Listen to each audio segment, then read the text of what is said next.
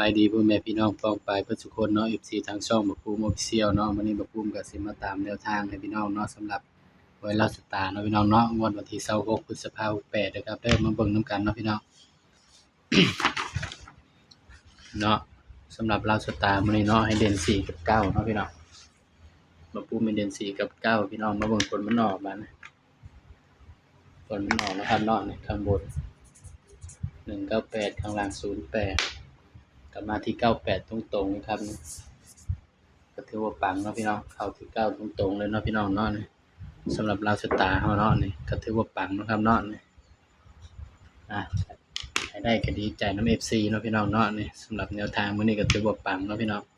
เพราะฉะนั้นก็ไปกันต่อเลยครับงวดวันที่27พฤษภาคมเด้อครับเด้อบัดนี้สำหรับหวยลาวสตาร์เฮาเนาะพี่น้อง27พฤษภาคมครับบัดนี้68สำหรับหวยลาวสตาร์เนาะครับเนาะนะ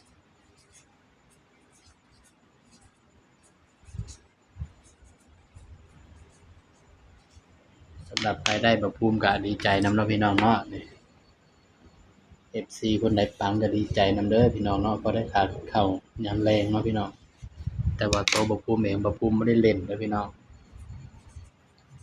ก็มีแต่แล้วลงแนวทางให้พี่น้องซื่อๆเนาะแต่ว่าบักภูมิบ่ได้เล่นพี่น้อง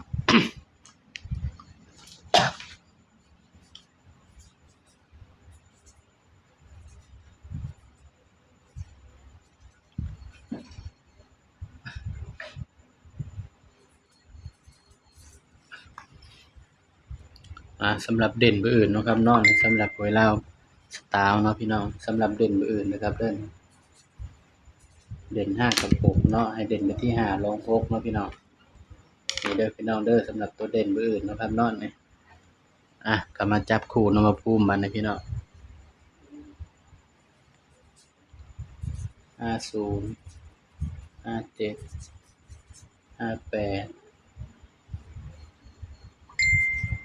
60 67